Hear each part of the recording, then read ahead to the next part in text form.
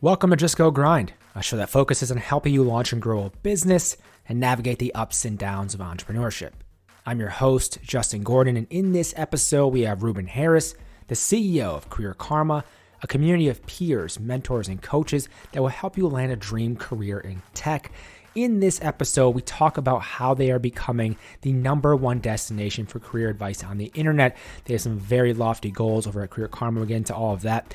We discuss how this really got started, though, in the first place, and how Ruben himself broke into tech, their experience going through Y Combinator, their experience fundraising as well during their seed round, what's fueled the growth for Career Karma in the last year since they went through Y Combinator, the business model behind Career Karma, and really how Career Karma is going to become a $100 billion company.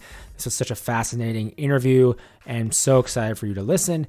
As always, these show notes are at justgogrind.com/podcast, and you can support the show by leaving a rating and review over in Apple Podcasts.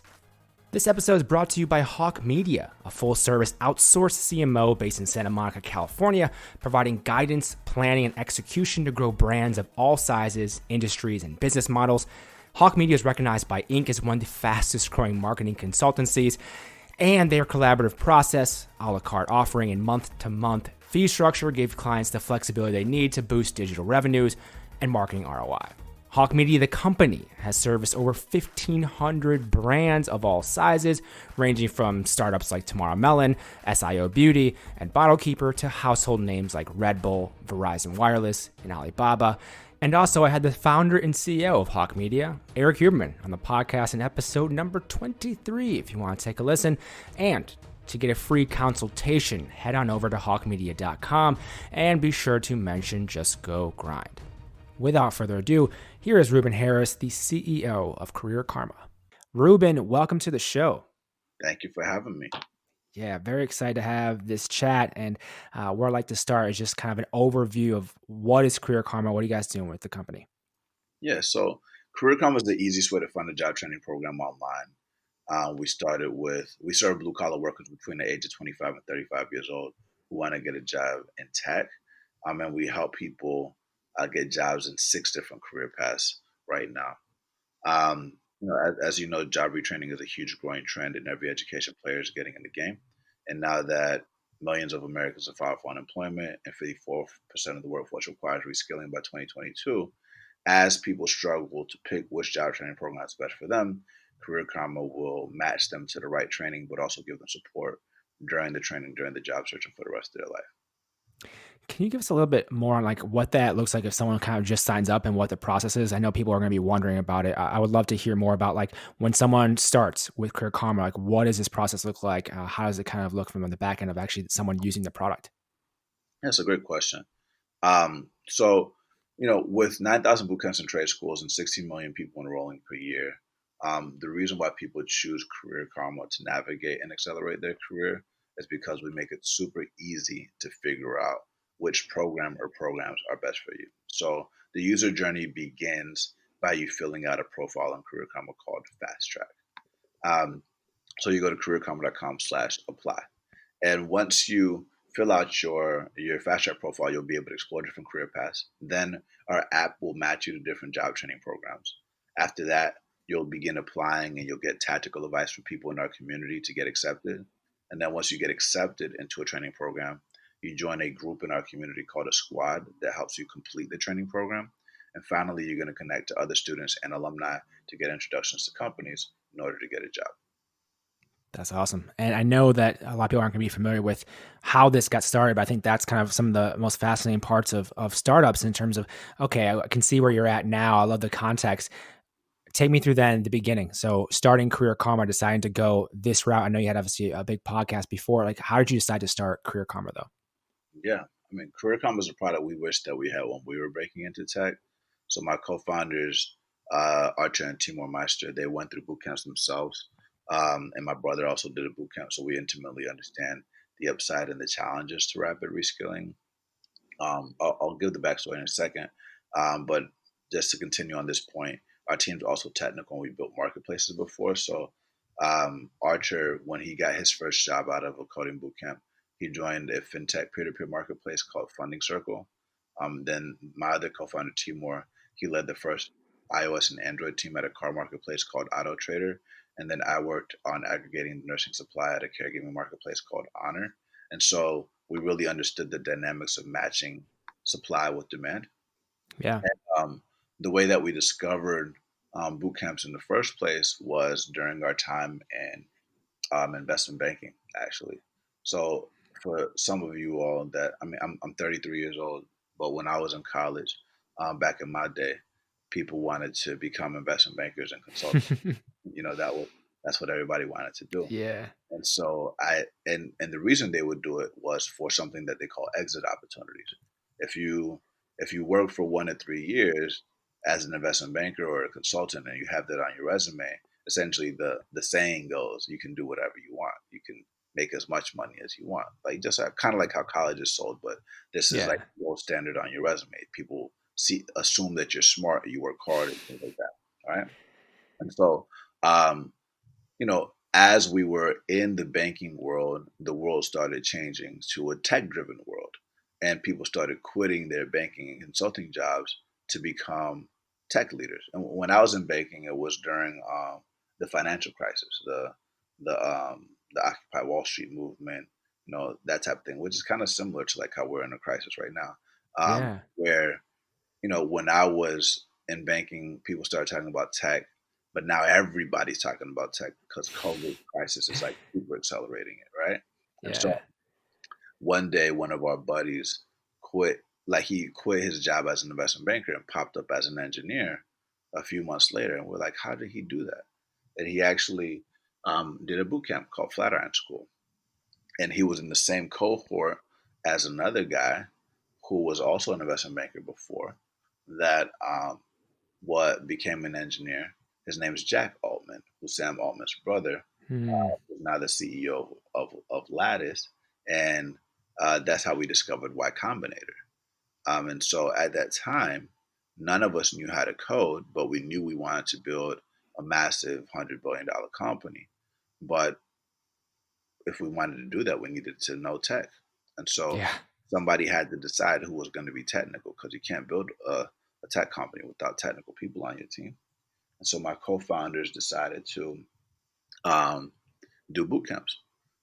They're twin brothers, so one decided to focus on the front end, the other one focused on the back end. They did App Academy and Hackbright, and while they did that, I bought a one-way ticket to San Francisco, and I got a job 3 weeks later, and I wrote a story about it called "Breaking into Startups," which is it leads to what you talked about related to the podcast. And that story blew up, and the reason why I called it "Breaking into Startups" is because I had taken a class called Breaking into Wall Street to break into finance to become an Yeah. investment banker. And that's a course that's still around today. So I was very familiar with online courses. And and then when my co-founders moved out to become engineers, we wrote another story called The Reality of Breaking into Startups. The first product you build is yourself, which led to us creating a podcast that was for us by us, to quote the great Damon Johns Fugu. Um, and and create something where we share stories of everyday people like you and me that figured out how to break into tech.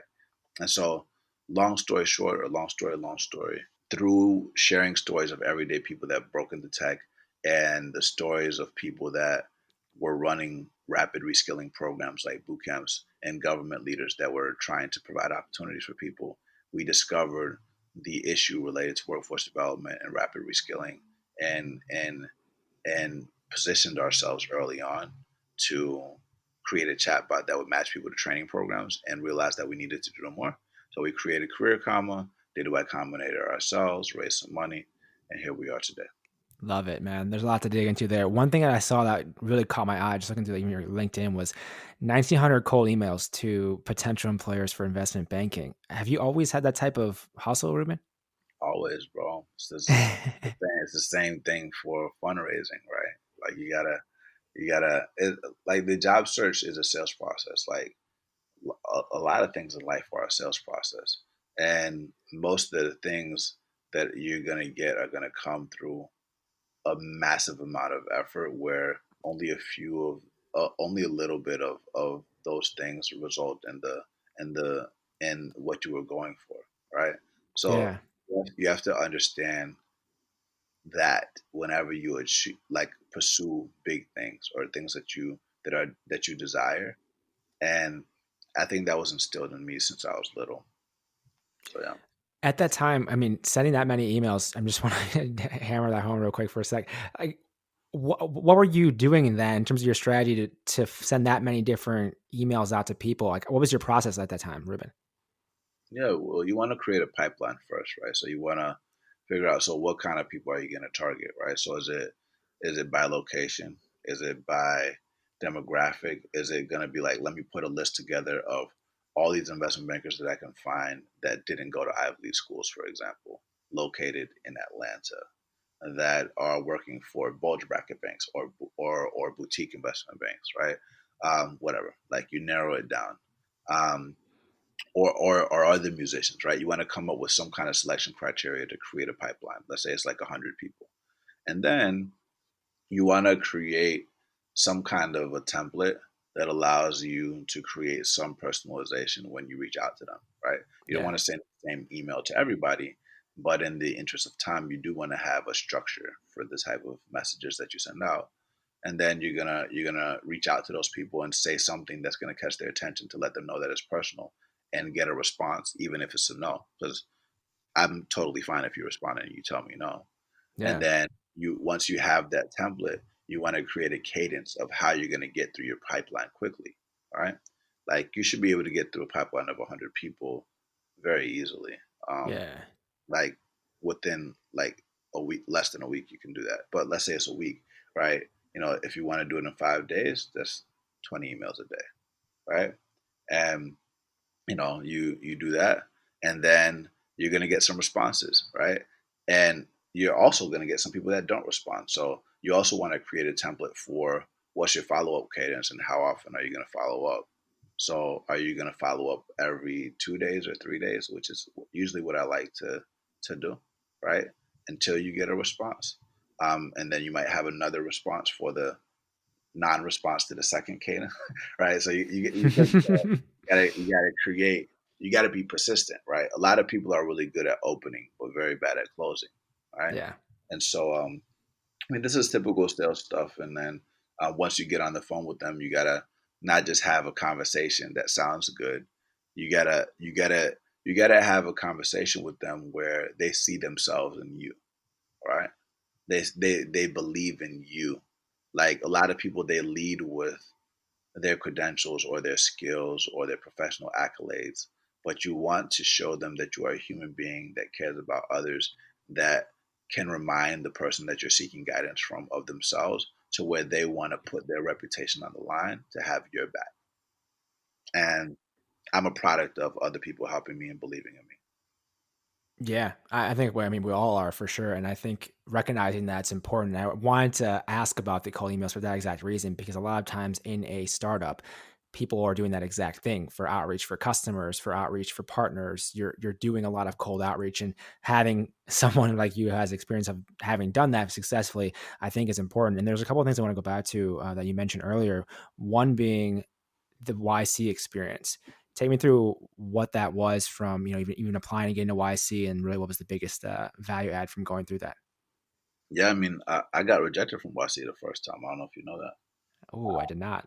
Yeah, we got rejected from YC the first time, which is that's normal, man. If you really understand how life works and everything that we just talked about with like persistence and things like that, you got to remember that like no's turn to yeses. I'll give you another story. Like I mean, another like brief tidbit. Like Yeah. I I started off as an investment banker in Chicago at BMO Capital Markets, but then ended up at SunTrust. But what a lot of people don't know, when I was at SunTrust, I met my first co-founder. But what a lot of people don't know is I actually applied to SunTrust first.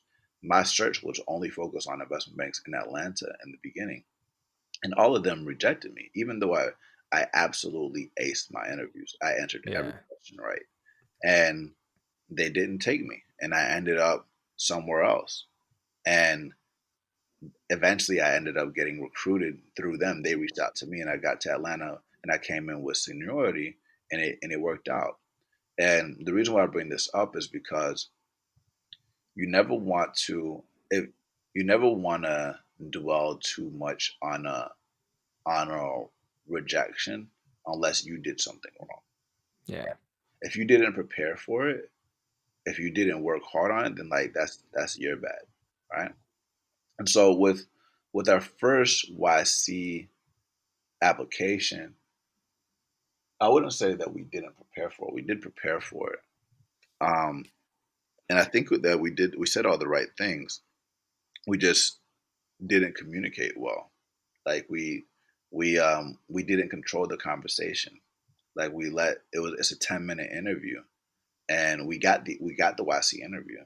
And when they ask a lot of questions, we didn't take the reins back. We let them lead the conversation. For example, they're like, "Well, what's going to happen when LinkedIn does this? What's going to happen when this does that?" And like we just kind of like just responded to their questions, right? Yeah. Versus like saying like, "Okay, I hear the point that you're trying to make, and I can see how you could come to that conclusion. But the way that I think about it is like this, boom, and bringing it back to your 3 points, right, or your main points, right, being very, very clear. And I think that's super important, just in general, where you're dealing with very intelligent people. Whenever they are having a healthy debate about the future of your organization or your vision, they're gonna give you thoughts that are gonna either push you or take you in a different direction. They want to know if you're clear on your vision. And long story short, um, the rejection was the right thing. We weren't ready at that time. I don't even think we had fully launched yet. I think we're very early. And so when we got rejected, we raised a little pre-seed round. We executed. We started generating some money and applied that same year for the winter batch, and we got in. Right. That's awesome. And that goes back to persistence. And this time we really focus on becoming better communicators, being very clear, practicing with other YC founders, and doing mock interviews to where they would be hard on us and try to knock us off of our game during 10 minutes until we got it perfect, where we now know how to handle conversations like that. You know, I think that's really helpful for people, especially there's a lot of people who want to go to YC or have been talking about that. And I also know that I had stopped by your place and seen the board you had up of, I forget which goal it was, but take me through that part of it when you're really trying to scale in those 12 weeks or so of YC. Like, what was that experience like? What were you focused on for that? there's a few things in our office. One of the things that we have hung up in our office is actually the first rejection letter from YC. As soon as Ooh, we got rejected, um, we put that rejection letter on the wall as motivation, right? And actually like no hard feelings to them either, right? Like the thing is, like I can tell you countless stories of investors that told me no at one stage of our company at a certain valuation that eventually said yes and like more than tripled or quadrupled the amount of money that they gave us that we initially asked for at a higher level, yeah, right? And so, like, you never want to have hard feelings, but definitely let yourself feel the emotions. Let the tears flow. Let the emotions like drive you to the next level, right? To prove what you said that you're gonna do, right? And then once you're in, YC is gonna keep you focused, right?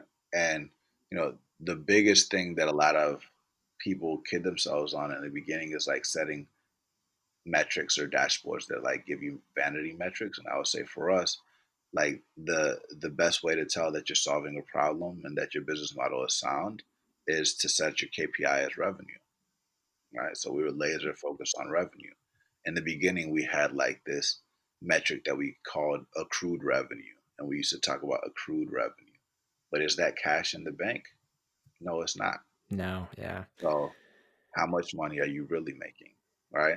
And so you like stop, don't lie to yourself. Like YC teaches you how to not lie to yourself and tell yourself the truth. Understand the difference between leading indicators and lagging indicators. Understand um, how to not die, how to be scrappy, understand the market dynamics, understand your positioning in the market and things like that. But I would just say it just kept us really laser focused on that and surrounded us by peers that were growing, 20% monthly or more and pushing you to the next level. I would say outside of like the YC partners and the guidance that they're giving you, just being in a cohort of people that are pushing themselves hard is a very big deal. For example, like even today, right? We did YC last year, and then you see all your YC batchmates all raising Series A's and Series B's, and you're like, damn, what am I doing? What am I gotta get on my job, right? Let's go, squad. Exactly. So it's kind of like it keeps your timing and your rhythm tight. I say timing and rhythm matters. And what I really like is that even now after YC, we would have this 100-day countdown clock while we were in YC to set these like quarterly goals or 120-day goals, and or 90-day goals, whatever. So we still do that. We still like set these like really strong quarterly goals that push ourselves and reevaluate. And so it's important to not lose that pressure that you put on yourself to take yourself to the next level. Yeah, to keep progressing, especially when you understand the goals that you have. I know you guys have mentioned being like reaching like a billion people in 10 years or so. And that's, you want to get there through consistently improving and improving and improving. And I know you raised almost 2 million in the seed round. Then how did that go? I know you had this experience of cold outreach and talking to a lot of people. How did it go raising funds at that point for the seed round? Yeah. It was interesting, man. Like, what I'll say high level is the people that you thought were going to be down for you aren't always down for you at Yeah. that time, right? So, again, don't take any hard feelings about it. But, like, there's people that I really thought were like slam dunks that I had known for years that were going to cut a check. And I wasn't asking for a lot. I was asking for like, I don't know, 25,000, 10,000 from some of these Yeah. people, and they wouldn't cut the check. And I was like, wow. Like, and I'm not talking about like, people will be like, oh, it's biased towards black people. I'm talking about other black people. And this and, Yeah. and there's no shade to like any fun. Like being an investor, it's hard. So I sympathize with an investor too. Like investors want to win, investors want to make money too. And like they're human beings just like everybody else, right? Don't think you never want to take, in my opinion, I don't want petty checks, right? I Yeah. don't want you to give me a check just because I'm black. I want you to invest because you believe that we are a sound business. But I say this because when I was trying to get into investment banking, one of my key strategies was actually identifying the people that got into banking through diversity programs like MLT or sponsors for educational opportunity and things like that, right? And so similarly with fundraising, I took advantage of the fact that I'm black, and I talked to like funds that were focused on diversity. If I was a woman, I would take advantage of the funds that were focused on giving funds to women, right? Yeah. If I'm Why impact, not? I'll focus on that. If I'm focused on immigrants, I'll focus on that, right? So you wanna definitely take advantage of the low hanging fruit, but don't assume that because you come from an underestimated background that you can't raise from the bigger players. And so similar to what I did to get into investment banking, I created a pipeline. I created a big pipeline, and um, my initial approach was try to get a big, large check. Like I just wanted to get like a $1.5 million check from one fund, but it ended up me raising the 1.5 million from a lot of different people. That Yeah. actually ended up being the better approach because now I have a cap table that reflects the world with really helpful angels and also larger institutional investors that are focused on impact that have positioned me well for the next phase that we'll be announcing soon. That's awesome. And I think that's a good point you make of like you had more investors on board, but that's more champions for Career Karma ultimately. Yeah, It's not always the case, but in this case especially, I mean, it's super helpful to have that. And you went through that process of raising. That was about a year ago. You went through YC. Like, what has fueled the growth of Career Karma in the last year or so? it's a good question. Um, so most of the people that come to Career Karma come to us through search. And so we we're positioning Career Karma um, to become the category kings of the rapid reskilling movements by becoming the number one destination for career advice on the internet. Okay, Yeah. so how do we do that? So the variety of different ways, right? So we have um, directories. So we created a directory of 450 boot camps, 7,000 trade schools, colleges, and universities that we can mix and match in different combinations with our engineers that can get discovered by people that are searching for them, right? To compare and contrast where they want to go.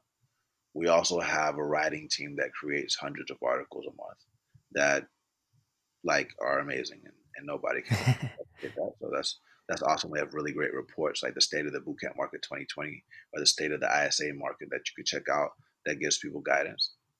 But I would say um, the biggest drivers actually are user generated content, right? So currently Career Karma has over 1 million people a month that come to us, Wow. and we're going to grow that to 20 million a month over the next couple of years. And what's cool is if you don't plan on signing up for a boot camp or anything like that, you're going to come to Career Karma for career advice. And so you're either going to ask a question or you're going to give an answer because you want to educate the community. And then we can package those questions and answers into landing pages that get discovered by more people to create a really nice user generated flywheel, right? And through that process, we've been able to outrank um, on some very top competitive keywords that allows us to really just continue to dominate search engine results pages. And so as we continue to grow, not only will we continue to do that with users, we're going to do that by enabling all stakeholders in workforce development to be able to create content as well. You could think about the boot camps, trade schools, colleges, universities, governments, nonprofits, anybody that wants to create content that's relevant for workers. We want to give them the tools to be able to do that, which we haven't done yet. Right now, everything is created by users, and we want to be able to do that for suppliers as well. One of the things I'm really curious about, just with looking at all you've done and kind of paying attention, even in the last year or two, there's so many different partnerships and people you've kind of connected with to work on different things. How do you look at partnerships overall? How are you being strategic with them? Because it seems like you've done a great job with that over time.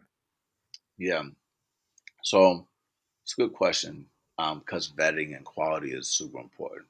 Yeah. Um, so our directory, anybody can sign up for the directory, and there's like thousands of people there, and we're going to continue to grow that. Now, the people that sign up for our marketplace, which I explained earlier about Fast Track, where you go to careerkarma.com/apply and we match you to different schools, that is a curated group of schools that we're going to match you to. Yeah. And um, most schools fight to be in that matching marketplace because they want to talk to qualified applicants that are ready to enroll in their program, right? Because that's one of their acute needs, is getting people that are enrolled but also don't drop out and complete their programs. So for us, we vet a few things. So number one, we want to make sure that the training program has a history of qualified outcomes, right? A history of outcomes. Do they get people jobs, right? Number one. Number two, do they have scale? Like, do you graduate at least 1,000 people per year? Ideally, do you get 1,000 people jobs per year? Yeah. Right. That's important. Um, how frequent are you enrolling people? Right. Ideally, you have rolling admissions and you're enrolling people every month. At a minimum, you're going to be doing quarterly enrollments. Maybe there's nobody on our platform that does only twice a year, but there could be a world with that. But if you are going to do it twice a year, is it 500 every time, right? Or at least Yeah. it has to be big, because we want, like you said, we want to help 1 billion people in 10 years, and we can't do that with ideally you're enrolling 100,000 a year, right? you know, so, we need to work with people that have ambition, right? And frequency. Um, so that's important. do you have flexibility, right? So, do you have an online and an offline option? Obviously, online is very important in a COVID-19 driven world, right? That's not changing anytime soon. And also, is your financing accessible, right? That Yeah. doesn't always have to mean an income share agreement, right? Most people, they pay for school upfront or with a loan, and you can do that if you want to, but we want to see either, do you have a money back guarantee? Do you have income share agreements? Do you have deferred tuition? Do you have veteran financing? Do you have scholarships? Do you have grants? Do you have opportunities for devices like a laptop?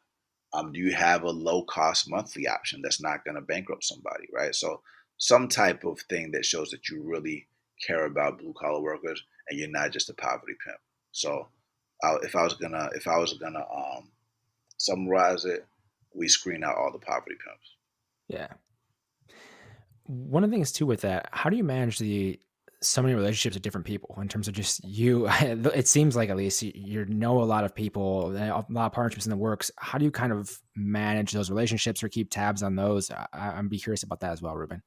Yeah, so my co-founder Timur, uh, God bless his soul, he's the one that has been managing those relationships the most, since he's also our chief product officer and making sure that our product integrates with them. But I would say, like, the beautiful thing about software is that allows you to manage things better.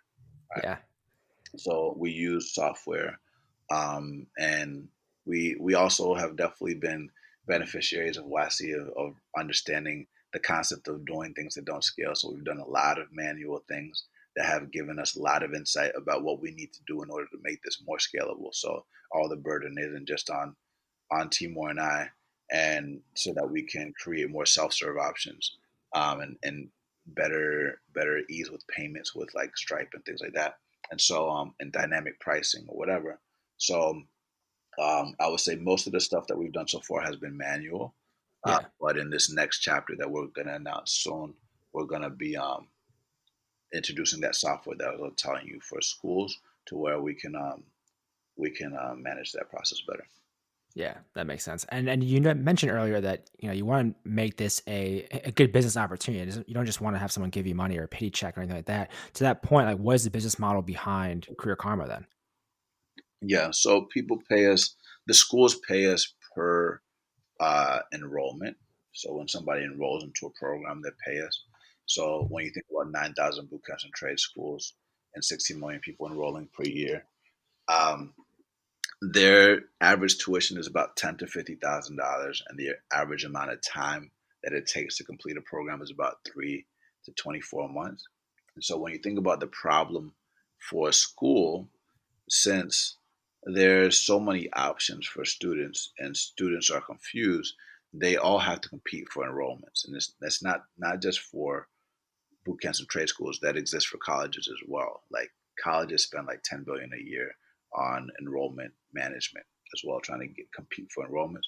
And Yeah, when you think about just the industry in general, I believe 25% of marketing budgets goes towards marketing to get students. So what we do is we target about 10% of their tuition, which comes out to about about $1,200 per enrollment for these different people, but it could go higher or lower depending on the pricing of the school. So we get paid through that.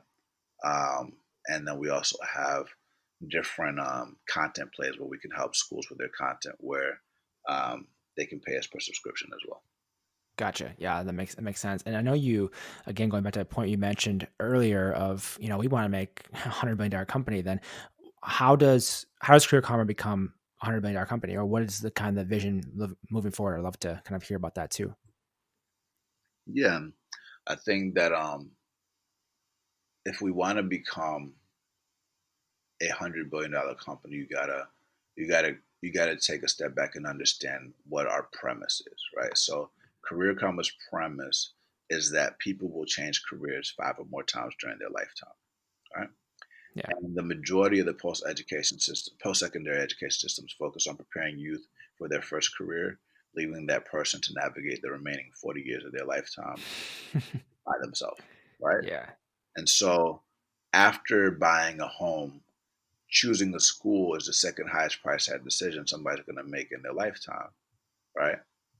And the wrong decision has a high cost of failure.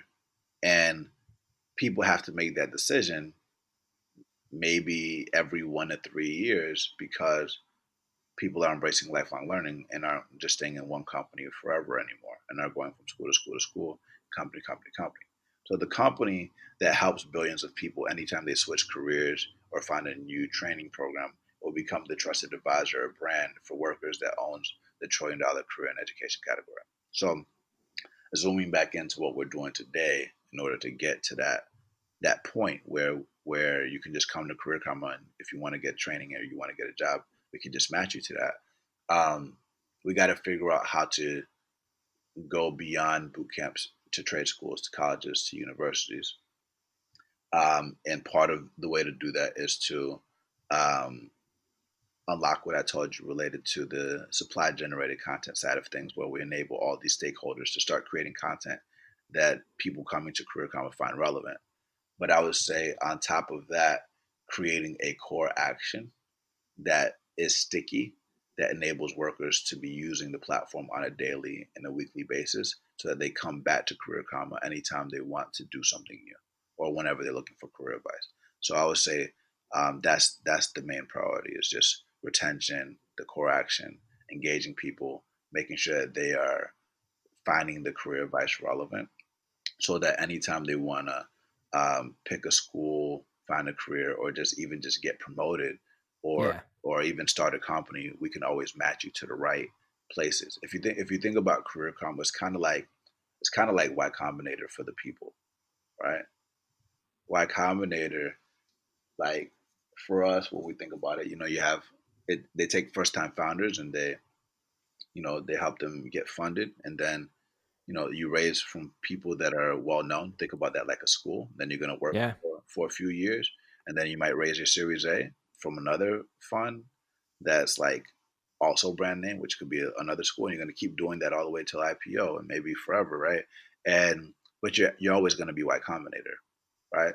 So same thing Yeah. with Career Karma. Like we'll help you get into your first training program, and then you're going to work for a little bit, and then you come back when you need help for the job search, and then you're going to get employed, and you're going to maybe give some career advice and do some group dinners and talk about your history and your success to inspire people, and then you're going to come back to Career Karma when you want to go to the next phase. So we just want to be that trusted advisor that matches people to wherever they want to go to get you to the right hiring platforms like a Triple Byte or whatever is out there.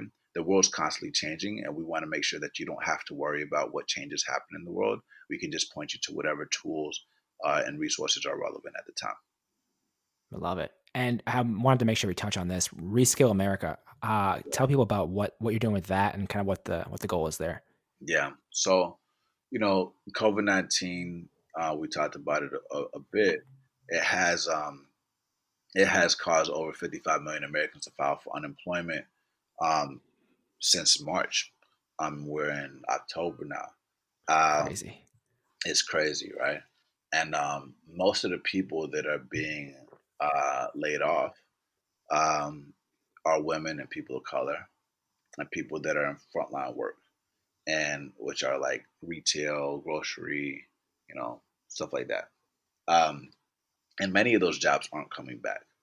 And what we learn through looking at the engagement in Career Karma's forums, our discussion forums, is that um, a lot of these people don't have laptops, and the digital divide is real. And they were using our forums trying to find laptops from each other. And when I shared that observation about how people were like giving each other laptops in exchange for like tutoring, for example, um, the Kapor Center for Social Impact in Oakland said that they wanted to help and become the nonprofit to help us create a movement to help people get laptops. And so Reskill America is a campaign where we are raising $500,000 and giving away 5,000 laptops to people that have been laid off from underestimated backgrounds that want to enroll in job training programs to get jobs quickly. And so What I've done is I've raised a little over $200,000 from cool people like Colin Kaepernick, Square, GitHub, Affirm, Airtable, and others to give laptops to people. And I'm also talking to IT departments at companies to get them to donate laptops.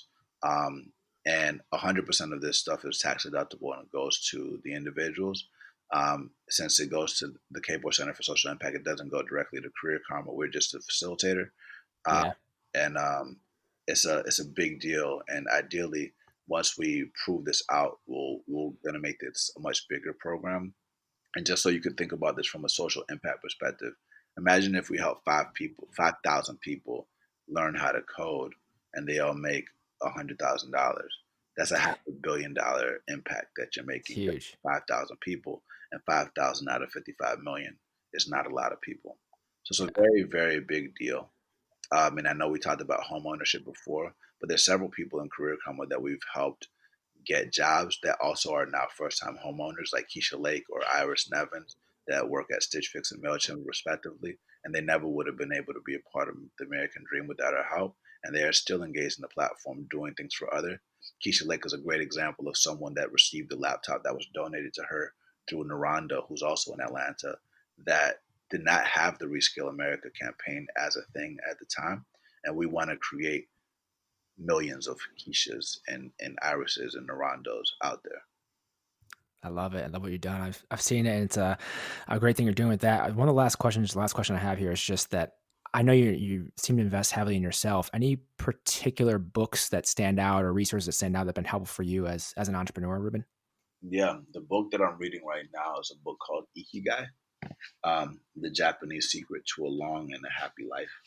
Uh, Ooh, the way I discovered Ikigai is is when I was studying blue zones and moais. So yeah, I was born in a blue zone in Loma Linda, California, where people live to hundreds of years. I'm Seventh Day Adventist is a religion, and outside of religion, like the reason why a lot of Adventists are known for living a long life is because of the way that they eat, the way that they live, the way that they carry their personal habits, and and when I was studying blue zones, I discovered Okinawa, Japan. I've been obsessed with Japan lately. And in Japan, women live the oldest in the world. And a moai, the concept of moai, is when a group of five women commit to each other when they're younger, and they dedicate each other to themselves to each other for life, not just financially, but socially, emotionally, health wise, and that leads to long life.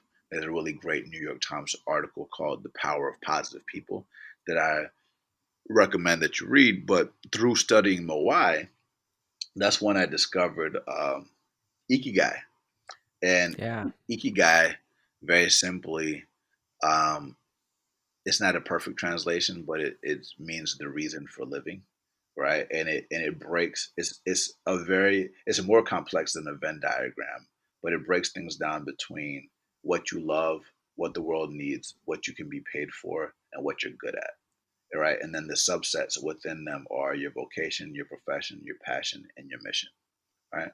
And life is about search for ikigai. And I haven't finished the book yet, but that's been something that I've been thinking a lot about lately. Um, so yeah, yeah. That's great. No, I appreciate the suggestion. And where can people go to learn more about Career Karma? Connect with you as well, Ruben. yeah. If you want to learn more about Career Karma, go to careerkarma.com/apply.